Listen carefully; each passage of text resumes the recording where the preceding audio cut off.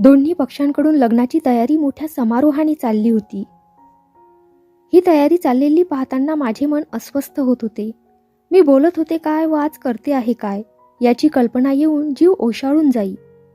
ज्यावेळी मला लग्न करावंसं वाटेल त्यावेळी लग्न केलेली पती पत्नी तुम्हाला नमस्कार करायला येऊ, असे एका वेळी बाबांना मी दिमाखाने सांगितले होते. पण आता काय झाले? इतर 4-4 माझे लग्न होणार होते. त्यात माझे वैशिष्ट्य असे काहीच राहिले नव्हते. मी कुणीतरी आहे असे पदोपदी जे मला वाटत होते तो अभिमान आज चुरून गेला होता. पुन्हा पुन्हा मनात येई, आज माझा अधप्पात झाला का? परिस्थितीमुळे मला माझी मते घटकाभर बाजूला ठेवावी लागली, त्याला माझा नाईलाज होता. अशा काहीतरी विचारांचा गिलावा मी माझ्या मनाच्या खडबडलेल्या पार्श्वभूमीवर करीत होते. पण त्याने जीवाचे समाधान होईना. ही परिस्थिती कुणाची? माझी तर खास नव्हे. मी यावेळी काहीही केले असते तरी ते बाबांना पटले असते. ही परिस्थिती माझी नव्हती, नानाची होती. त्याच्यासाठी मी पड खाल्ली होती. आपल्या वडील माणसांना खुश करण्यासाठी त्याने स्वतःच पड खाल्ली असल्यामुळे त्याच्या सहानुभूतीने मलाही माझी मते क्षणभर दूर ठेवावी लागली होती. प्रश्न येई तो हाच की नानासाठी म्हणून मी का पड खावी? माझी मते जर खंबीर होती तर असा काय अडचणींचा हिमालय कोसळला होता की त्यामुळे माझे भवितव्य अडून राहिले असते? माझ्या मताप्रमाणे वागायला नानाला मी का भाग पडू नये? केव्हा ना केव्हा तरी वडील माणसांच्या विरुद्ध जावे लागेल असे त्यालाही वाटत होते. मग ही सुरुवात अगदी आरंभालाच का करू नये? गोष्ट होऊन गेली आणि नंतर माझे डोळे उघडले. भावनेला बळी पडून मी नानासाठी दांभिकपणा केला याची मला पुरेपूर खात्री पटली. माझ्या आपलेपणाला पायबंद घालण्याची मी जी सुरुवात केली ती चूक झाली असे फार उशिरा मला पटले. झाली चूक ती झाली, पण यापुढे सावध राहण्याचा मी निश्चय केला. पुण्यातल्या इतर 4 लोकांच्या लग्न समारंभाप्रमाणेच आमचे लग्न झाले. त्या प्रत्येक विधीतून जाताना माझ्या मनाला असह्य यातना होत होत्या. ही सर्व ढोंगे चालली आहेत हे मला उघड उघड दिसत होते. पण त्या ढोंगात भाग घेण्याला मी गुंतून पडले होते. रत्नागिरीच्या बापू भटजींबरोबर भांडणारी मी आज काय करते आहे हे बापू भटजींनी पाहिले असते, त्यांनी विचारले असते तर मी काय उत्तर दिले असते? त्या सर्व विधींवर आणि सोहळ्यांवर माझा यत्किंचितही विश्वास नव्हता. तरीही उपाध्यायाने केलेले हुकूम मी यंत्रासारखी पाळीत जात होते. माझा मलाच राग येत होता, पण त्याला इलाज नव्हता. नानाही माझ्याप्रमाणेच मुकाट्याने सर्व विधीतून यथाकाल जात होता. त्यालाही माझ्यासारखेच वाटत असेल काय असा प्रश्न मनात येई, पण विचारण्याला संधीच मिळत नसे. वरात घरी आली. सुन्मुखाचा विधी झाला. 8 वर्षा भवेत कन्या हा अर्थशून्य श्लोक ऐकत प्रत्येक वडील माणसाच्या मांडीवर बसून चांगली 1.5 साखर मी पचवली. नंतर एका महत्वाच्या विधीला सुरुवात झाली. त्यावेळी मी जागी झाले. माझे नाव काय ठेवायचे याची वडील माणसात चर्चा चालली होती. जुन्या पिढीतल्या बायका नर्मदा, सुभद्रा, सावित्री, सत्यभामा अशी नावे सुचवित होत्या, तर नव्या पिढीतल्या बायका त्यावेळी नुकतीच प्रचारात येणारी कमला, प्रमिला, मनोरमा या थाटाची नावे सुचवित होत्या. अंतःकरणातून मला सळसळून येत होते. मला नावे ठेवण्याचा या लोकांना काय अधिकार? मला जर नव्याने पाळण्यात घालायचे होते तर निदान माझी आवड निवड तरी मला स्वतःला नको का विचारायला? पहिल्याने नाव ठेवले त्यावेळी मी असून नसून सारखीच होते, पण आता मी सज्ञान झाले असता, आवडीनिवडीची जाणीव मला उत्पन्न झाली असता, कुठल्या तरी 4 परक्यांना माझे नाव काय ठेवायचे याच्या घाटण्या घालीत बसण्याचा काय अधिकार? मी मनाचा निश्चय केला आणि तो अंमलातही आणला. एका मोठ्या परातीत तांदूळ पसरून तिच्यासमोर आम्हा दोघांना बसवण्यात आले आणि एका सोन्याच्या अंगठीने भटजींनी सांगितल्यावर हुकूम श्री गणेशाय नमहा ने लिहिण्याची सुरुवात नानाने केली. सर्वानुमते माझे नाव मनोरमा ठेवायचे असा ठराव पास झाला होता. त्या अन्वये पहिले म हे अक्षर लिहिले जाताच मी नानाचा हात धरला. नाना आश्चर्यचकित झाला. लग्नाच्या विधीत वधूने वराच्या हाताला वारंवार हात लावायचा असतो खरा, पण हात धरायचा नसतो. नानाने चमत्कारिक नजरेने माझ्याकडे पाहिले. नंतर थोडेसे स्मित केले आणि न अक्षर लिहायला सुरुवात केली. मी जोराने त्याचा हात मागे खेचून म्हटले, माझं नाव बदलायचं नाही. जमलेली सर्व मंडळी स्तंभित झाली. मी एवढ्याच मोठ्याने बोलले होते. उपाध्येबुवा आकर्ण हसून म्हणाले, असं कधी झालं आहे? हे धार्मिक विधी आहेत, हे झालेच पाहिजेत. मी उपाध्येबुवांकडे वळून अधिकाराच्या वाणीने बोलले, कोणत्या वेदात हा विधी सांगितला आहे? कोणत्या उपनिषदात आहे? कुठल्याही खऱ्या किंवा बनावट स्मृतीत तरी या विधीला आधार आहे का? वेद, उपनिषदे आणि स्मृती यांचा जो अभ्यास मी केला आहे त्यावरून सांगते की हा विधी धार्मिक नाही, हे चोचले आहेत, हे ढोंग आहे. नानाचा चेहरा खाडकन उतरला. जमलेली सर्व मंडळी स्तंभित झाली. उपाध्येबुवा आ वासून नुसते माझ्याकडे पाहत राहिले. एक क्षणभराने ही स्तब्धता मोडली. सर्वत्र कुजबूज सुरू झाली. कुजबुजीचा कलकलाट झाला आणि त्या कलकलाटाचे हल्लकल्लोळात रूपांतर झाले. जो तो आपापल्या परीने सुचतील ती नावे मला ठेवू लागला. सोन्याच्या अंगठीने परातीतल्या तांदळात नावाचा शिलालेख करता न आल्यामुळे सोज्वळ घेत विषारी जिभेने मला नावे ठेवण्यात येऊ लागले. उपाध्येबुवा जरा भानावर येऊन नानाला म्हणाले, तिचं काय ऐकता? तुम्ही लिहायला सुरुवात करा. या लोकांच्या दृष्टीने मी खिसगणतीत सुद्धा येत नव्हते ना. तिचं काय ऐकता? असे उद्गार काढताना मी उपाध्येबुवांच्या दृष्टीने या लग्नाच्या सर्व सोहळ्यात किती कपदार्थ होते हे उघड उघड मला दिसून आले. आणि त्यामुळेच मी कुणीतरी आहे हे माझ्या आयुष्यातील वाक्य या महत्वाच्या प्रसंगी मी सर्वांच्या नजरेला आणून दिले. मी नानाला म्हटले, माझं नाव बदलायचं नाही आणि आडनावही बदलायचं नाही, आहे कबूल? कबूल, नाना शांतपणे म्हणाला. एक शब्द उच्चारताच विजापूरच्या बोलघुमटात जसे त्याचे प्रतिध्वनी होतात त्याचप्रमाणे नानाच्या कबूल या उद्गाराचा प्रश्नचिन्हार्थी प्रतिध्वनी जमलेल्या वऱ्हाडी मंडळींच्या शेकडो मुखांनी केला. बैठक विस्कटली. नव्हे, हा धार्मिक विधी कोसळला. पुढले सोहळे काही विशेषचे नव्हते, ते तसेच राहून गेले. नानाच्या साऱ्या वडील माणसांनी नानावर तोंड टाकायला सुरुवात केली. बायका तर त्याला नुसत्या फाड फाडून खात होत्या. एक भली लठ्ठ पोक्त बाई मारे हातवारे करकरीत म्हणाली, मेल्या बायल्या, पुरुषासारखा पुरुष तू, लाज नाही वाटत? स्वस्थ बसलास, हात मागं घेतलास, या माझ्या बांगड्या भर, मिशा काढून लुगडं नेस.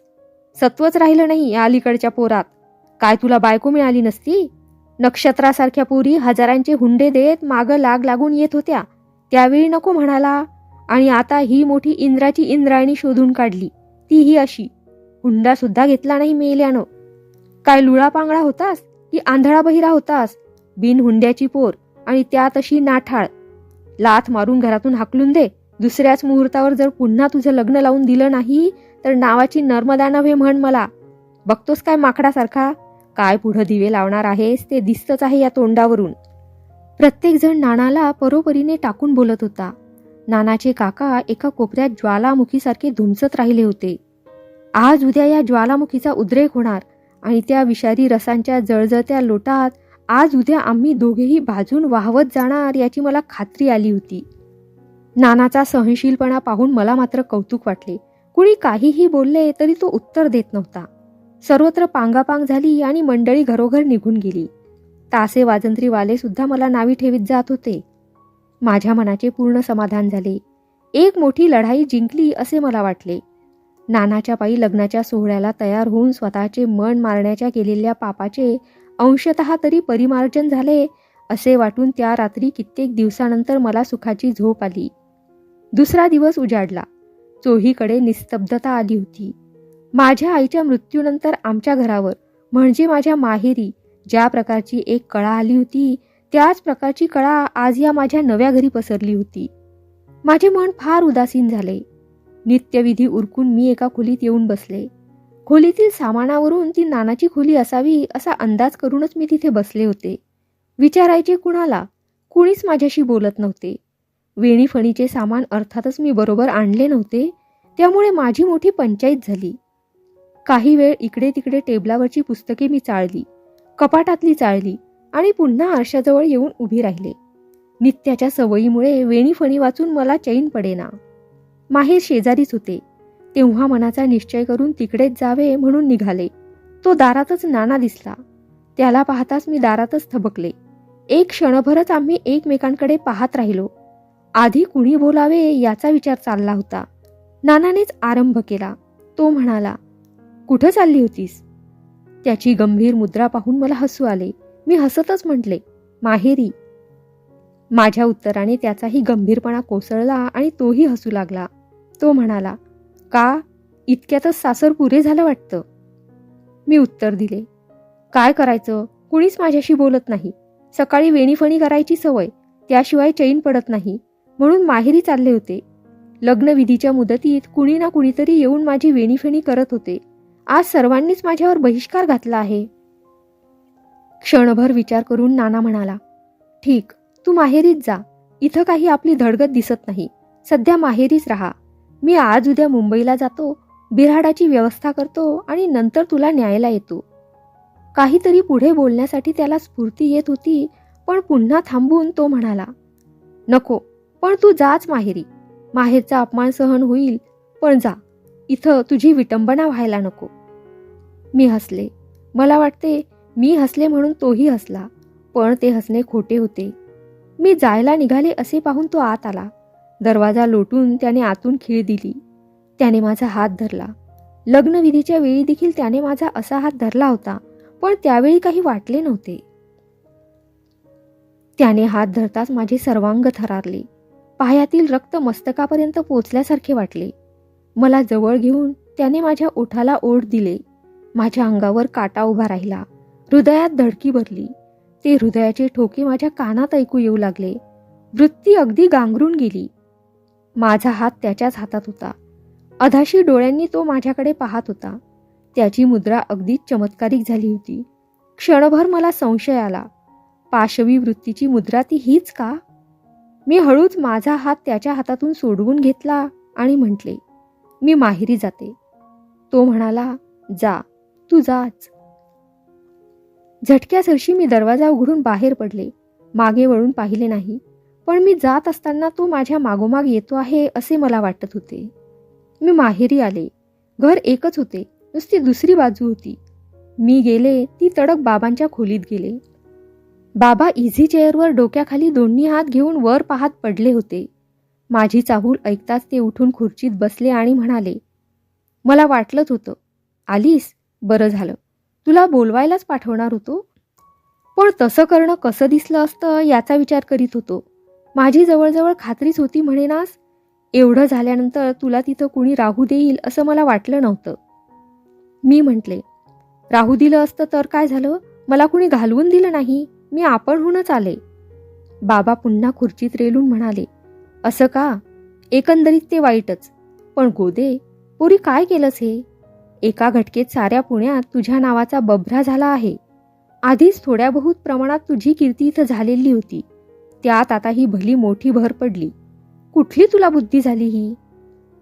मी संथपणे म्हटले, मला जे योग्य वाटलं ते मी केलं आणि मला जे योग्य वाटणार तेच मी करीत राहणार. कुणाला काय वाटेल ती त्यांनी नावं ठेवावी, मला त्याची पर्वा नाही. एक सुस्कारा टाकून बाबा म्हणाले, आमच्या वेळी पर्वा नाही म्हणून चालत नव्हतं. काळ बदलला आहे. तरीही अजून इतक्या सडेतोडपणाला आजच्या काळात वाव आहे असं मला वाटत नाही. तुझी तू खंबीर आहेस याची मला खात्री आहे, पण नानाकडे थोडं लक्ष दिलं पाहिजे होतं. त्याची स्थिती मोठी चमत्कारिक झाली असेल. मला जे वाटतं ते तुला सांगतो. रागवू नकोस, पण नानाला आता एकतर तुला तरी सोडावं लागेल किंवा घर तरी सोडावं लागेल. तीही परीक्षा होऊन जाईल. असे म्हणत मी घरात गेले. मी आल्याची चाहूल वहिनीला लागलीच होती. क्षणभर दाराआड उभी राहून ती आमचे भाषण ऐकत असावी असाही मला संशय आला. जसे काहीच झाले नाही अशा झोकाने मी रोजच्या व्यवहाराला लागले. काहीतरी बोलावे म्हणून वहिनीचा प्रयत्न होता, पण मी तिला संधी दिली नाही. थोड्या वेळाने दादा बाहेरून आला. बाबांची त्याची आधीच गाठ पडली असावी, कारण मला पाहताच तो म्हणाला, असं झालं तर एकूण तू निघून आलीस. दिसत नाही का तुला मी आले ती, त्यात काय विचारतोस? कोण लागेल तुझ्या तोंडाला? तो नाना मला एक मूर्खच दिसतो. आपलेपणा नाहीच त्याला. तू वाटेल ते सांगितलंस तरी त्यानं हात आखडायला नको होता. पुढं वकिली कशी करणार आहे देव जाणे. माझ्या उत्तराची अपेक्षा न करता त्याने एकदम पाय काढला. माझे चांगलेच तोंड सुटणार याची त्याला कल्पना होती. वहिनी मात्र तिरस्काराने हसत माझ्याकडे एकदा आपली विषारी नजर फेकून निघून गेली. घराचे मालक जर बाबा नसते तर या दोघांनी मला आपल्या घराची पायरीही चढू दिली नसती असे मला निश्चयपूर्वक वाटले. जेवणी खाणी झाली. दादा कोर्टात निघून गेला. बाबा वामकुक्षी करण्यापूर्वी पान सुपारी खात बसले असता नाना आला. तो आलेला पाहताच मीही येऊन बाबांच्या शेजारी बसले. त्याचा चेहरा पाहून मला कीव आली. इतक्या थोड्या वेळात त्याची मुद्रा अगदी काळवंडून गेली होती. बाबा काहीतरी प्रश्न विचारतील या अपेक्षेने तो बराच वेळ स्तब्ध बसला होता. बाबा काही बोलले नाहीत. या बसा सुद्धा म्हणाले नाहीत. हे पाहून तो म्हणाला, तुम्हाला कुणाचा राग आला आहे? मी काय केलं? माझ्यावर राग का? तुझ्यावर नाही रे बाबा राग, सुपारी कात्रीत बाबा म्हणाले. मी रागावलो असं तुला वाटलं का? तुला पाहून मी थोडासा नर्व्हस झालो एवढंच. बरं, आता पुढं काय करणार? आजच मी मुंबईला जातो आहे. काकांनी संबंध फार तोडून टाकला आहे. आता मला माझ्या पायावर उभं राहिलं पाहिजे. मुंबईला जाऊन कुठेतरी नोकरी पाहतो. बिऱ्हाडाची व्यवस्था करतो. तोपर्यंत ही इथंच राहील आणि सारं व्यवस्थित जुळल्यावर हिला घेऊन जाईन.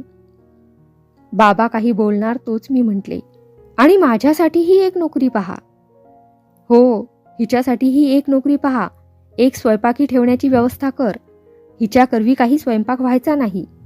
मी मोठमोठ्याने हसू लागले तेव्हा माझ्याकडे पाहून बाबा म्हणाले, हसतेस काय? तुझी कुवत मला चांगलीच माहीत आहे. तू आपली नोकरी कर. BA झाली आहेस, त्याचा फायदा घे. स्वयंपाक करणं तुझं काम नव्हे. असं का? मी तोऱ्याने म्हटले. तर मग माझ्यासाठी नोकरी पाहू नकोस. माझी मीच नोकरी मिळवीन. तोपर्यंत 4-6 महिने स्वयंपाकिणीचंच काम करीन आणि या तुझ्या सासऱ्यांना आणून मी किती चांगली स्वयंपाकीण आहे त्याचा प्रत्यय दाखवून देईन. ठीक, बाबा म्हणाले. मला मुंबईला नेऊन जेवायला घालून मारायचा विचार दिसतो तुझा. पोटच्या पोरीच्या हातून मरण आलेलं काही वाईट नाही. काय कर्णकरी कार्टी आहे. आम्ही दोघेही मोठमोठ्याने हसलो. पूर्वीचा विषाद मावळला. प्रफुल्लित अंतःकरणाने आम्ही कितीतरी वेळ बोलत बसलो. आदल्या दिवशीच्या प्रकाराची तीव्रता नाहीशी होऊन नानाच्या धीरामुळे त्या विषयाला गमतीचे स्वरूप आले. त्या दिवशी नाना मुंबईला निघून गेला. मुंबईला जाण्याच्या तयारीला 1 महिना लागला. तो 1 महिना पुण्यात काढणे मला यातनामय गेले. बाबांची वृत्ती पूर्वीच्यापेक्षा अजिबात बदलली होती. तेवढाच काय ती समाधानाला जागा होती. एका घरात सासर असून ते मला नुसते वर्ज्य झाले होते. इतकेच नव्हे तर त्या घरातील माणसे मला पाहताच तोंड फिरवीत असत, थुंकत असत, क्वचित घालून पाडून अभद्र शिव्याही देत असत. रस्त्याने फिरायला जाताना सुद्धा मला मनाचा विशेष खंबीरपणा दाखवावा लागत असे. माझी हकीकत सर्वतोमुखी झाली होती. प्रत्येकजण तिला तिखटमीठ लावून फैलाव करण्याचा प्रयत्न करीत होता. त्यामुळे मी रस्त्याने जाऊ लागले म्हणजे रस्त्यावरचा वाटेल तो वाटसरू मला पाहून माझ्याकडे उघड उघड बोटे दाखवून वाटेल तशी अचकट विचकट भाषा बोलत असे.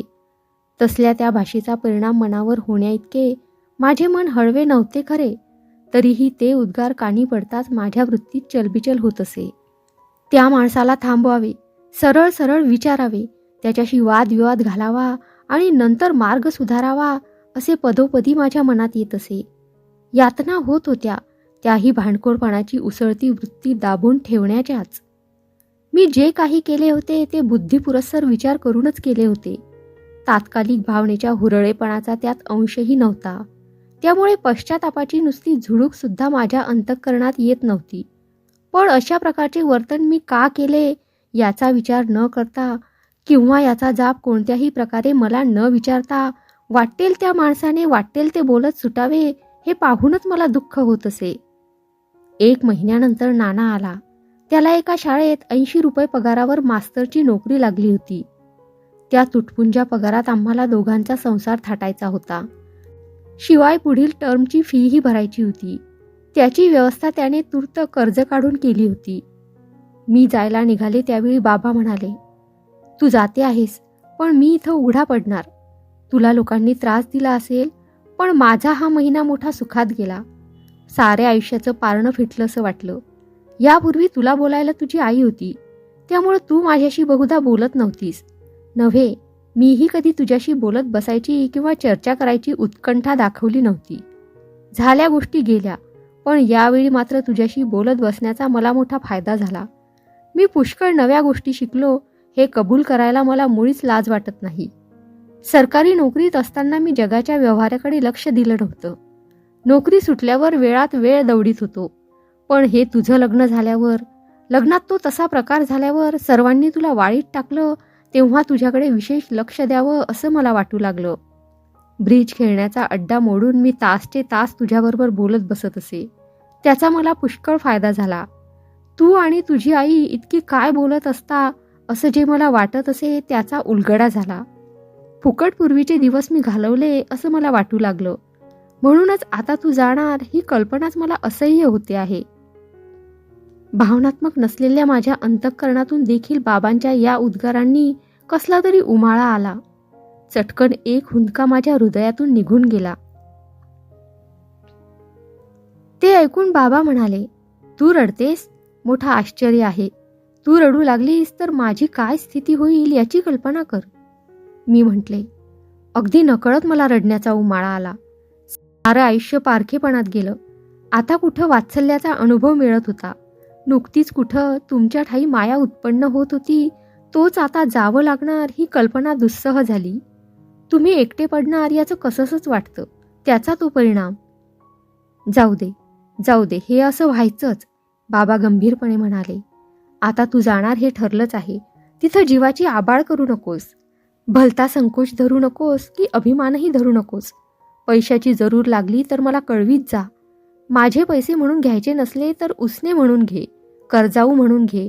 कुणातरी परक्याकडून कर्ज काढायचं तसंच माझ्याकडून काढलं आहेस असं समज. पण जीवाची आबाळ करू नकोस. एरवी मी तुझ्याकडे दुर्लक्ष केले असले तरी या बाबतीत तुझी आबाळ होऊ दिली नव्हती. पण ते नातं आता गेलं आहे. न मागता पूर्वीच्या सारखे मी तुला पैसे पाठवले तर ती मनी ऑर्डर तू परत करशील याची मला खात्री आहे. 80 रुपयात तुम्हा दोघांचा चरितार्थ मुंबईसारख्या ठिकाणी होणं फार कठीण आहे. पोटाला चिमटा लावून तुम्ही संसार कराल याची मला खात्री आहे. पण त्याच कल्पनेनं मला दुःख होतं. आज पावेतो मी तुला सुखात वाढवली आहे. यापुढं तू दुःखात दिवस काढते आहेस असं दिसून आलं तर मला यातना होतील. म्हणून म्हणतो, जरूर लागेल त्यावेळी माझ्याकडून कर्जाऊ पैसे घे. हे आमचे भाषण चालले होते त्यावेळी नानाही तिथेच होता. मी मन आवरले होते. पण बाबांच्या या भाषणाने त्याला मात्र हुंदका आला. त्यावेळी बाबा म्हणाले, आता तू रडू लागलास का? असं पहा नाना, कासवाच्या दृष्टीसारखी आजवर माझी पाखर हिच्यावर होती. प्रत्यक्ष विचारपूस केली नाही तरी तिला कसलीही वाण भासू नये म्हणून मी करडी खबरदारी घेत होतो. तू बुद्धिपुरस्सर तिची आबाळ करणार नाहीस याची मला खात्री आहे. पण परिस्थिती मोठी बिकट आहे. आपली आबाळ होते आहे ते ती तुला कळू देणार नाही.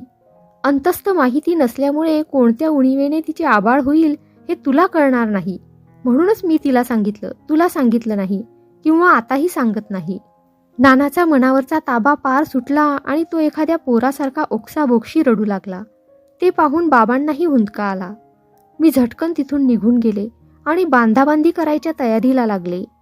बाबा आणि नाना त्यानंतर बराच वेळ बोलत बसले होते. दादाने माझी फारशी चौकशी केलीच नाही. निघताना नुसता औपचारिक निरोप दिला एवढेच. स्टेशनपर्यंत पोचवायला सुद्धा तो आला नाही. ते पाहून बाबा म्हणाले, माझा जीव तुटतो तो यामुळंच. वडील भाऊ असून नसून तो तुला सारखाच आहे. मी आहे तोपर्यंत तुझ्यावर छाया आहे. माझ्या मागं नानाखेरीज तुला कुणाचा आधार नाही. म्हणूनच माझ्या जीवाला यातना होतात. नोकरीच्या वेळचा करडा अंमलदार आज मेणासारखा वितळला आहे तो याच जाणीवेनं. स्टेशनवर आपली मनस्थिती उघडी पडू नये म्हणून दात ओठ चावून नाना आवंढे गिळीत होता. माझी स्थिती जरी अगदीच नाना इतकी झाली नव्हती तरी मला मनाला लगाम घालावा लागत होता. गाडी चालू होण्याची वेळ येताच बाबांना मात्र भडभडून आले. काहीच न बोलता मान वळवून ते निघून गेले आणि गाडी चालू झाली. मुंबईला येऊन आम्ही नव्या बिऱ्हाडात अधिष्ठित झालो. ते बिऱ्हाड एका चाळीत होते. ती एकच खोली होती. खोलीचे भाडे 16 रुपये होते. मला मुंबईच्या खोलीच्या भाड्याची यापूर्वी माहिती नव्हती. त्यामुळे भाड्याचा आकडा ऐकून मला आश्चर्य वाटले. पण त्याला काही गत्यंतर नव्हते.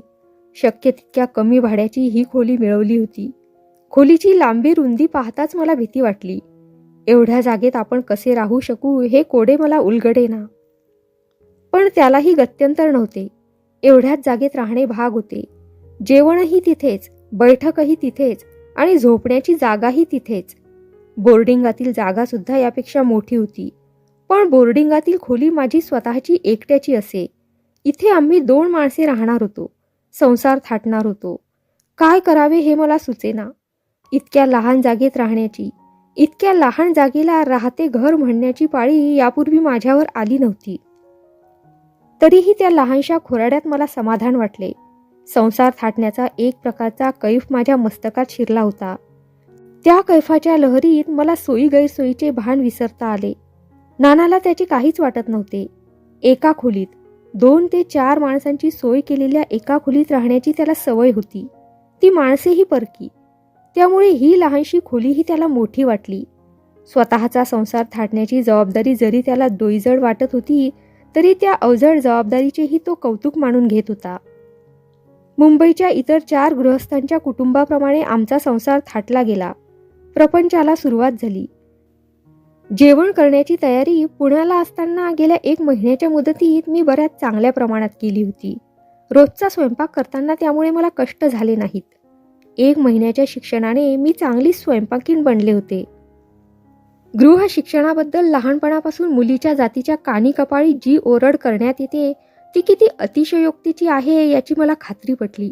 स्वयंपाक करण्याची कला व्यवस्थित माणसाला फारशी कठीण नाही हे मला स्वानुभवानेच कळले. म्हणून सारे बाळपण आणि तारुण्याचा काही भाग गृह शिक्षणाच्या पायी म्हणजे स्वयंपाक करण्याची कला साध्य करण्याच्या पायी खर्ची घालण्याचा अट्टहास का करण्यात येतो याचे मला आश्चर्य वाटले. मी नोकरी पत्करली नव्हती. नानाच्या नोकरीवरच आमचा संसार चालणार होता. जेवण करण्यासाठी व जेवणाच्या अंगभूत इतर केरे पोतेरे झाड सारवण करण्यासाठी सकाळी 2 तास आणि संध्याकाळी 1.5 तास यापेक्षा जास्त वेळ मला लागत नसे.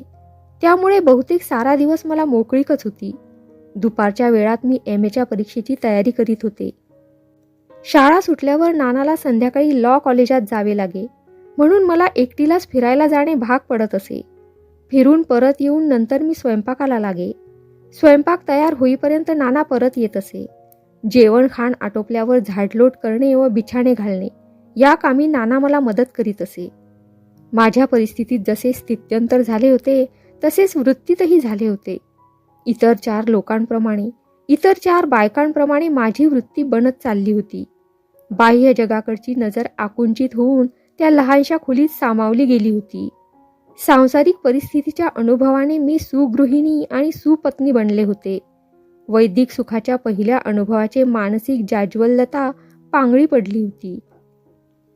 दैहिक सुखाच्या पहिल्या अनुभवाने मानसिक जाज्वल्यता पांगळी पडली होती. बौद्धिक बंडखोरीची लहर या काळात चुकून सुद्धा माझ्या स्मरणात येत नव्हती. पूर्वीच्या सर्व खळबळी मी विसरून गेले होते. आज आठवते, त्यावेळी त्याचा मागमूस सुद्धा नव्हता. त्यावेळी आनंददायक वाटणाऱ्या सांसारिक सौख्याच्या तपशिलात न जाणेच बरे. पण आज साक्षी रूपाने त्या काळाकडे पाहिले म्हणजे तो काळ माझ्या आयुष्यातील अधोगतीचा काळ होता असे मला वाटू लागले. त्यावेळी मी जडमूड बनले होते. माझ्यातले चैतन्य नष्ट झाले होते. आपलेपणा विरून गेला होता. नानाच्या सौख्यासाठी मी सारखी धडपडत होते. माझ्या मतांची किंवा तत्वांची जाणीव सुद्धा लुप्तप्राय झाली होती. अहिल्येसारखी मी पाषाणी बनले होते. त्या काळची आठवण झाली की माझा मलाच आज राग येतो. दुसऱ्यांना नावे ठेवणारी मी, ती मीच कशी अशी फशी पडले. मानसिक गुलामगिरीचा तिटकारा करणारी मी, ती मीच अशी कशी अट्टल गुलाम बनले. पती पत्नीच्या नात्याबद्दल कोरडे हाणणारी मी, ती मीच अशी कशी पाषाणी बनले. ती विषय लालसा होती का? विषय लालसेने उत्पन्न होणाऱ्या तंद्रीत माझा स्वाभिमान विरून गेला होता का? काय झाले होते कुणाला ठाऊक. त्या परिस्थितीचे विश्लेषण आज मला करता येईल खरे, पण ते करण्याची ही जागा नाही. वैषयिक प्रवृत्तीने उत्पन्न होणाऱ्या मानसिक गुलामगिरीचा तपशील असल्या या आत्मचरित्रात देता येणे शक्य नाही. कुणाही विवाहेच्छुक मुलीला लाजभीड न ठेवता मोकळ्या मनाने खुल्या भाषेत ते मी सांगू शकेन, पण असल्या आत्मचरित्रात तो तपशील विशद करून लिहिण्याचे मनोधैर्य परिस्थितीने मला ठेवले नाही. तो माझ्या अधःपाताचा काळ होता यात बिलकुल शंका नाही. सांसारिक सुखाला मी लालचावले होते. त्यामुळे स्वतः नोकरी करण्याची आठवण सुद्धा हळूहळू मावळत जात होती. माझ्या काटकसरीमुळे नानाच्या तुटपुंजा पगारातही आमचा संसार सुखासमाधानाने चालला होता. तसा तो चालला नसता तर कदाचित स्वतः नोकरी करण्याची वृत्ती उसळी मारून वर आली असती. नानाच्या अस्तित्वात मी गुरफटून गेले होते. माझ्या अस्तित्वाची मला पूर्ण विस्मृती झाली होती. एका शब्दानेही त्याने मला कधी दुखवले नाही. माझ्या सुखासाठी तो जीवाचा आटापिटा करीत होता. त्या मानव कृतज्ञतेच्या भाराखाली मी चिरडून नाहीशी झाले होते. मधल्या काळात 4-2 दिवसांसाठी मी 1-2 वेळा पुण्याला जाऊन आले. मी सुखात आहे हे कळून बाबांना आनंद झाला. नाना मात्र पुण्याला येत नसे. पुण्याला येऊन आमच्या बिराडी राहावे, आपल्या काकांच्या घरी जाऊ नये असे करणे त्याला अशक्य होते. ही कबुली देऊनच त्याने पुण्याला येण्याचे टाळले होते. काकांच्या घरी राहण्यात त्याला जितका अडथळा होता तितकाच आमच्या दादाच्या वृत्तीचाही आडपडदा होता. तो आमच्या बिराडी येऊन राहिला असता तर ते दादाला रुचले नसते असे मलाही वाटत होते. वहिनीने त्याचा कदाचित अपमानही केला असता. म्हणूनच तो माझ्या गैरहजेरीत मुंबईला खानावळीत राहत असे. एका खेपेला तर स्वतः जेवण करून राहण्याचाही प्रयोग त्याने करून पाहिला. तो प्रयोग पुढे उपयोगी पडला. मुंबईला परत आल्यावर माझी प्रकृती हळूहळू बिघडू लागली. पहिल्याने मला अन्नद्वेष होऊ लागला. अळेबळे 2 घास खाण्याचा प्रयत्न केला तर वांत्या होऊ लागल्या. पुढे पुढे तर वांत्याची परमावधी झाली. पाळी सुद्धा पोटात ठरेना. मला काहीच माहिती नव्हती, पण नानाला त्याची कल्पना आली. कारण महिन्यातून 3 दिवस खानावळीतून जेवण आणण्याची जी पाळी येत होती तीही टळू लागली. माझ्या परिस्थितीची जाणीव मला उत्पन्न झाली. जीवावरचे संकट समोर उभे राहू लागले. ज्यावेळी अशा रीतीने माझी प्रकृती बिघडली होती तीच वेळ नानाच्या शेवटच्या परीक्षेची आली. हे एक मोठे संकट होते.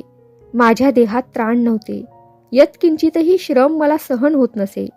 नानाला त्रास होऊ नये म्हणून दात ओठ खाऊन मी स्वयंपाक करण्याच्या दिव्यातून पार पडत होते. ही गोष्ट नानाच्या लक्षात आली. स्वयंपाक करण्याचा मी जसा हट्ट धरीत होते तसाच खानावळीतून डबा आणण्याचा हट्ट तो धरू लागला. खानावळीतील जेवण जसे त्याला आवडत नसे तशीच मलाही त्याची शिसारी होती.